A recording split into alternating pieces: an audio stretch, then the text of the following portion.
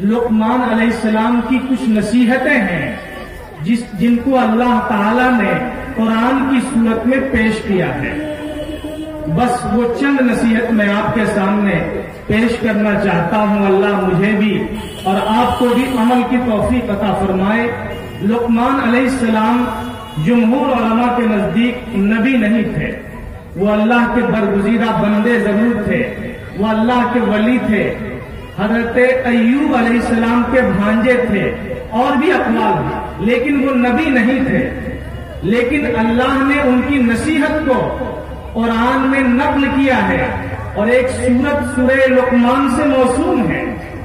میں نے جو آیت ابھی آپ کے سامنے پڑھی ہے وہ حضرت لقمان علیہ السلام کی نصیحت کا ایک حصہ ہے.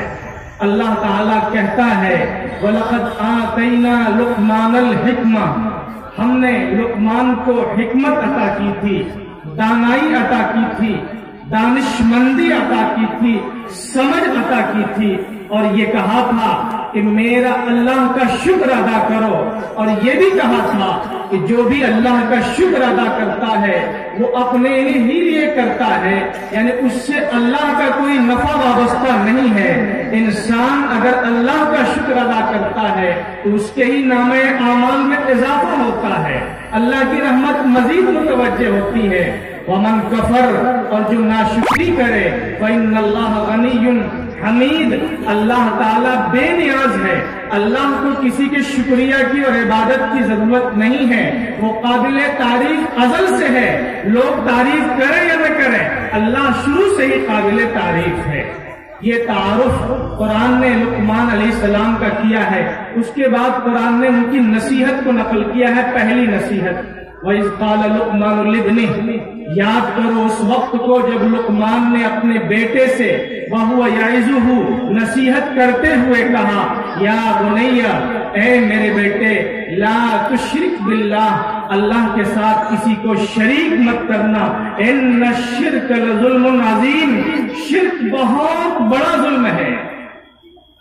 لقمان علیہ السلام کی یہ پہلی نصیحت ہے اپنی اولاد کو کہ بیٹے کسی حال میں کبھی بھی زندگی کے کسی موڑ پر اللہ کے ساتھ کسی کو شریک نہیں کرنا, نہ اللہ کی ذات میں نہ اللہ کی صفات میں. شرک بہت بڑا ظلم ہے, سب سے بڑا ظلم ہے. قرآن نے دوسری جگہ کہا ان اللہ لا یغفر ان یشرک بہ ویغفر ما دون ذلک لمن یشاء, اللہ تعالیٰ شرک کو کبھی معاف نہیں کرے گا. شرک کے علاوہ اور جو گناہ ہے اللہ چاہے تو معاف کر دے گا, لیکن شرک کو کبھی معاف نہیں کرے گا. بحیثیت ماں اور باپ کے ہم سب کی ذمہ داری ہے کہ اپنی اولاد کو اس بات کی تعلیم دیں کہ بیٹا کبھی شرک میں مبتلا مت ہونا. اور اس کی ابتدا مکتب سے ہوتی ہے. اسلام کا حکم ہے کہ بچہ جب پیدا ہو تو اس کے ایک کان میں اذان دی جائے اور ایک کان میں اقامت کے کلمات کہے جائیں. اذان ہے کیا؟ اللہ اکبر, اللہ اکبر, سب سے بڑا اللہ ہے. اشہد ان لا الہ الا اللہ, میں اس بات کی گواہی اعلان دیتا ہوں کہ اللہ کے علاوہ کوئی معبود نہیں. اشہد ان محمد رسول اللہ, میں اس بات کی گواہی دیتا ہوں کہ محمد اللہ کے رسول ہیں, میرے اور آپ کے رسول ہیں. اعلان کر کے کہتا ہوں. پھر آگے حیا علی الصلاح بھی ہے, آؤ نماز کے لیے. حیا علی الفلاح, اسی میں کامیابی ہے, آؤ اسی کے لیے. اقامت اور اذان کے کلمات بچے کے کان میں کہے جائیں تاکہ بچہ بڑا ہو تو لاشعور میں اس کے توحید بیٹھی رہے. شرک کا معاملہ اتنا خطرناک ہے کہ اللہ کے رسول صلی اللہ علیہ وسلم کے ایک صحابی کہتے ہیں اوصانی خلیلی, میرے جگری دوست نے مجھے وصیت کی ہے. اپنے نبی کو انہوں نے محبوب اور جگری دوست کہا ہے. میرے جگری دوست نے مجھے یہ وصیت کی ہے اللہ تشرک باللہ شیئا, دیکھو اللہ کے ساتھ کبھی کسی کو شریک مت کرنا. وَإِن قُطِعْتَ أَوْ حُرِّقْتَ, چاہے تمہارے جسم کے ٹکڑے ٹکڑے کر دیے جائیں یا تم کو نظر آتش کر لیا جائے, تمہیں جلا دیا جائے, تمہیں کاٹ دیا جائے, لیکن کبھی بھی شرک مت کرنا. علماء نے لکھا ہے کہ اگر کسی آدمی کو مجبور کر کے یہ کہا جائے کہ اللہ کے علاوہ بھی کوئی معبود ہے، اگر وہ نہ کہے تو عزیمت یہی ہے وہ شہید ہو جائے بہتر ہے۔ مجبور ہو کر اس کی جان جا رہی ہے لیکن دل مطمئن ہے، وہ جانتا ہے کہ اللہ ایک ہے، لیکن صرف جان بچانے کے لیے وقتی طور پر کہے تو اجازت ہے۔ الا من اکرہ وقلبہ مطمئن بالایمان، لیکن عزیمت یہی ہے کہ جان بچانے کے لیے بھی کلمہ کفر کو زبان پر نہ لایا جائے۔ جان دی ہوئی اسی کی تھی، حق تو یہ ہے کہ حق ادا نہ ہوا۔ توحید کی امانت سینوں میں ہے ہمارے، آسان نہیں مٹانا نام و نشان ہمارا۔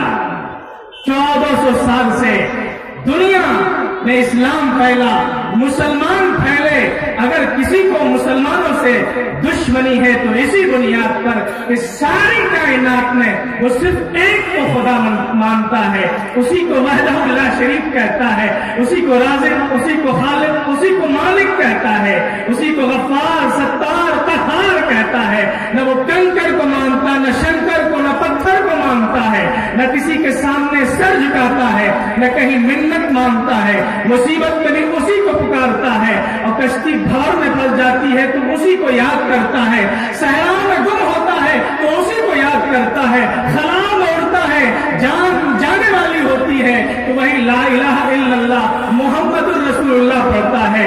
گھر میں شادیانے بجتے ہیں تو بھی وہی لا الہ الا اللہ، بچہ پیدا ہوتا ہے پھر بھی وہی لا الہ الا اللہ۔ مصیبت آتی ہے تو اسی کی طرف سے، اور مصیبت کو دور کرنے والا بھی ہے تو وہی ہے۔ یہ بہت بڑا سبق ہے، ہمارے بزرگوں نے ہمیں سکھایا ہے، ہمیں بھی اپنی نسل کو سکھانا ہے، سکھائیں گے انشاءاللہ۔ 800 سال سے اس سرزمین ہندوستان میں مسلمان آباد ہیں، اور روز بروز ان کی تعداد بڑی ہے، گھٹی نہیں ہے۔ انہوں نے اپنے اخلاق سے، اپنے کردار سے، اپنی سچائی سے، اپنی وفاداری سے ملک کے چپے چپے میں اپنی خدمات پیش کر کے، اپنی قربانیاں پیش کر کے اپنے نقوش ثبت کر دیے ہیں۔ ایسے ماحول میں جہاں یہاں اور مذاہب کے لوگ رہتے ہیں، ایسے ماحول میں جب یہ ترغیب کے ساتھ بھی اور ترہیب کے ساتھ بھی، پھسلا کر بھی اور ڈرا کر بھی یہ کوشش ہو رہی ہے کہ ہمارا سب سے قیمتی سرمایہ جو ایمان ہے وہی ہم سے چھین لیا جائے، ہماری نسلوں سے چھین لیا جائے۔ کتابوں میں زہر گھولا جا رہا ہے، تقریروں میں زہر گھولا جا رہا ہے، اور یوٹیوب اور واٹس ایپ کو اس کے لیے استعمال کیا جا رہا ہے۔ ایسے وقت میں اگر ہم نے اپنی نسل کے ایمان کی فکر نہیں کی، اس کو توحید کا سبق نہیں سکھایا، قسم خدا کی اللہ ہمیں اور آپ کو معاف نہیں کرے گا۔ ورنہ اللہ کی ذات پر ہمیں یقین ہے کہ ہماری جان جا سکتی ہے، ہمارا مال جا سکتا ہے، لیکن انشاءاللہ ہمارا ایمان محفوظ رہے گا۔ ہم ہیں، ہماری نسل بھی رہے گی، ہماری مسجدیں بھی رہیں گے، عیدگاہیں بھی رہیں گے، مدرسے بھی رہیں گے، اللہ کی ذات پر یقین ہے۔